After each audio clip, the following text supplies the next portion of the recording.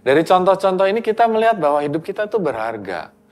Di mata ya Bapa di sorgawi yang mengasihi kita ya. Dia seperti orang tua dari Thomas Alva Edison tadi yang melihat Yerusalem hancur, kampung halaman mereka itu sudah rata dengan tanah ya, terutama di bait sucinya. Mereka melihat bahwa kayaknya Tuhan udah nggak ada deh gitu ya, karena simbol kehadiran Tuhan sudah tidak ada. Tapi kalau kita percaya Tuhan itu punya rencana buat kita akan memandang bahwa pada waktunya nanti, saatnya nanti Tuhan berikan yang terbaik.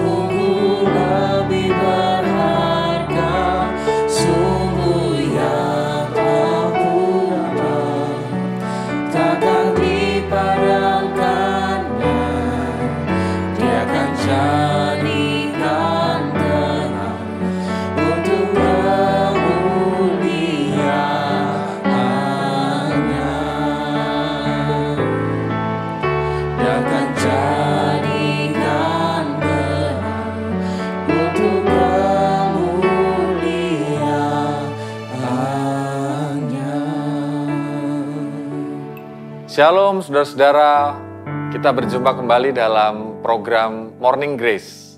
Bersama kita akan menghayati, membaca firman Tuhan yang pada hari ini kita renungkan dengan sebuah tema pada hari ini, hidupmu berharga.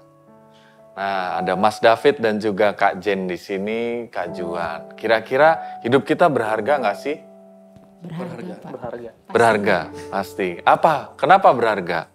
Karena bisa melayani Tuhan mungkin. Bisa melayani Tuhan ya, itu salah satunya ya, sukacita ya. Kalau Mas David, kenapa hidupnya berharga? Mungkin sesuai sama lagunya, karena kita sudah ditebus sama Tuhan Yesus. Sudah ditebus sama Tuhan ya.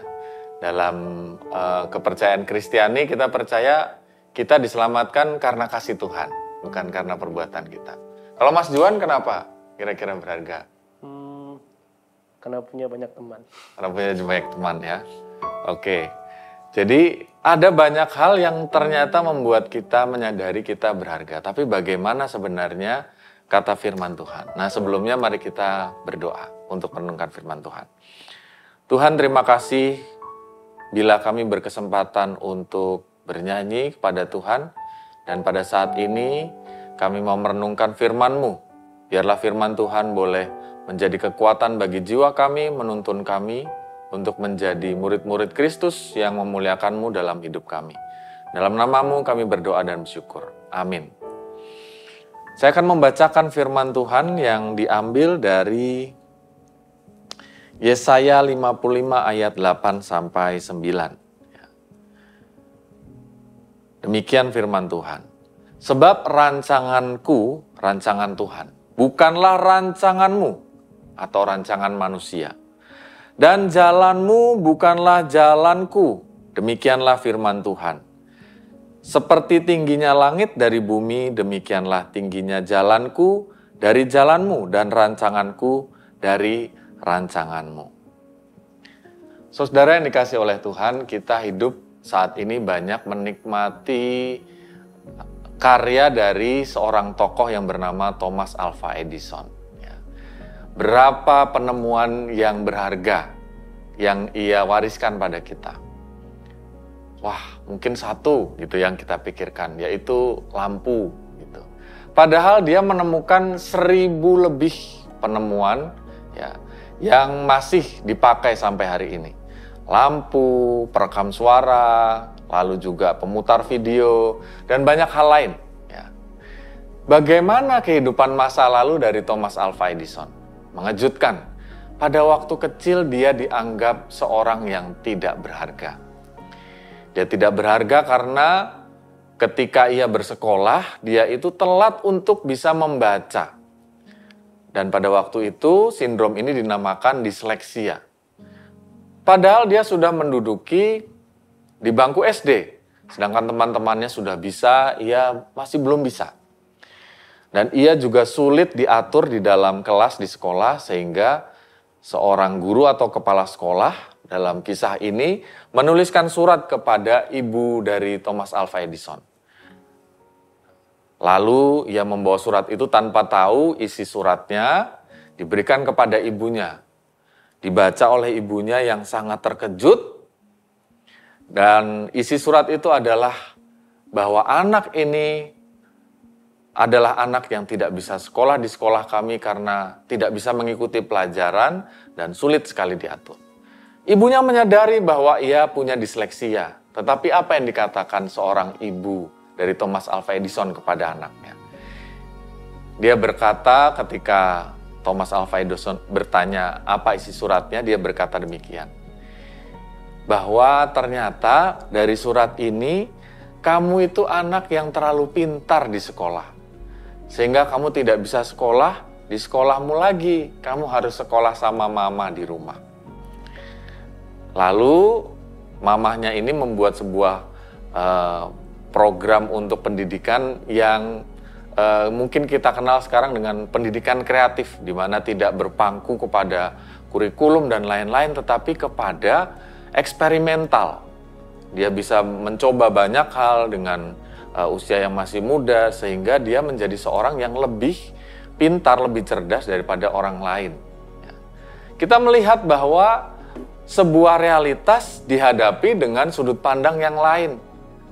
Sehingga Thomas Alva Edison itu menjadi seorang yang bisa kita bilang jenius karena menemukan banyak penemuan. Dan itu terjadi karena sebuah paradigma baru yang diberikan oleh seorang ibu kepadanya. Saat sudah dewasa, Thomas Alva Edison membaca surat itu, dia menangis. Dan dia mengatakan bahwa hidup saya ini ternyata berharga karena seorang ibu yang menganggap saya berharga. Nah, saudara-saudara yang terkasih, apakah kehidupan saudara dan saya ini kita rasakan hidup yang berharga? Atau sebaliknya, kita merasa dari sudut pandang orang yang mengalami kesusahan atau optimisme masa depan. Kalau kesusahan seperti guru dalam cerita Thomas Alva Edison tadi, ya, yang dirasakan itu sulit-sulitnya, waduh saya usahanya sedang susah, saya punya banyak hutang, keluarga saya relasinya tidak baik, atau skripsi saya, studi saya itu lagi nggak baik gitu ya. Sehingga kan kita jadi terbeban ya. Tapi kalau kita dari sudut pandang Thomas Alva Edison, mamahnya tadi itu, kita akan melihat hal-hal yang lain. Ya kan? Contohnya, kalau tadi Kak Jen mengatakan bahwa yang berharga adalah pelayanan. Apa sih yang menarik atau yang dianggap menyenangkan dari pelayanan itu apa? Kalau aku sendiri sih Pak, kayaknya karena setelah itu ada sukacita yang dirasakan setelah selesai pelayanan. Oh, jadi ada sukacita, sudah bisa melayani gitu ya. Mungkin rasanya apa? Bangga, puas gitu ya. Dipakai Tuhan. Betul, gitu ya. betul sekali. Gitu. Kalau tadi Mas David berharga karena Tuhan menebus. Apa yang dirasakan? Takut nggak kalau kira-kira misalnya kapan meninggal itu masuk surga apa neraka gitu? Kalau jujur secara manusiawi pasti takut. Takut ya. Pasti takut. Tapi dalam iman Kristen? Iman Kristen harus berani menghadapi. Berani menghadapi. Yakin karena kita pasti selamat ya. Nah, itu dia. Jadi kan dari contoh-contoh ini kita melihat bahwa hidup kita itu berharga. Di mata ya Bapa di sorgawi yang mengasihi kita ya. Dia seperti orang tua dari Thomas Alva Edison tadi yang melihat masa depan kita, bukan hanya hal-hal yang sulit dalam hidup kita ya. Padahal tadi kan mungkin kalau mau jujur kita punya banyak masalah ya. Dalam pelayanan juga bukan berarti tidak ada masalah, tapi ketika kita bersikap positif, kita melihat ada banyak hal yang menyenangkan di sana. Dan akhirnya kita merasa dipakai Tuhan dan seterusnya. Nah, itu juga sebenarnya yang dikatakan firman Tuhan tadi ya. Tuhan itu mengajak bangsa Israel masuk ke tanah Kanaan lagi setelah dalam masa pembuangan. Yerusalem hancur, kampung halaman mereka itu sudah rata dengan tanah ya, terutama di bait sucinya. Mereka melihat bahwa kayaknya Tuhan udah nggak ada deh gitu ya, karena simbol kehadiran Tuhan sudah tidak ada. Tapi Tuhan menyatakan, rancanganku itu bukan rancanganmu ya. Demikianlah firman Tuhan, jalanmu bukanlah jalanku. Seperti tingginya langit dari bumi, demikianlah tingginya jalanku dari jalanmu, rancanganku dari rancanganmu. Jadi kalau kita melihat bahwa hidup kita itu berharga karena rancangan Tuhan. Ya. Bukan rancangan kita. Rancangan kita bisa rusak, bisa nggak? Pernah nggak punya rencana terus berantakan? Sering ya, sering. Misalnya mungkin pernah pacaran terus gagal, pernah nggak? Oh sering ya, sering ya. Ya saya doakan supaya yang berikutnya berhasil ya. Nah tapi kan kita nggak terus berhenti kan. Kalau kita cuma rancangan kita, udah deh nggak mau pacaran lagi gitu kan.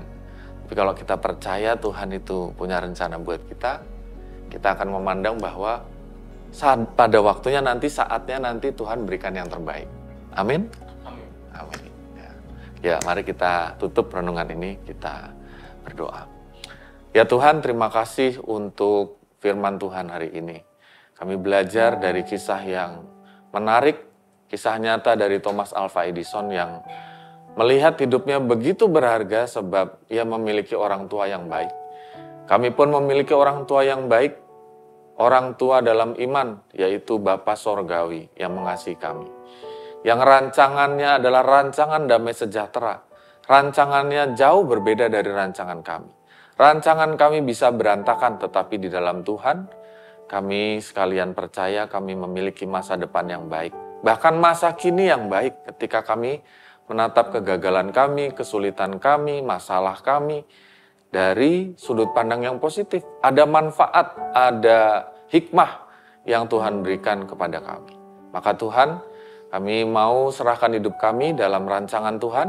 Kami mau percaya bahwa hidup kami sungguh berharga di mata-Mu dan mulia, karena kami adalah kepunyaan Tuhan. Inilah Tuhan doa dan sembah kami kepadamu. Kami mau menjalani hidup yang berharga ini dengan sukacita. Dalam nama-Mu Tuhan kami Yesus Kristus kami berdoa. Amin.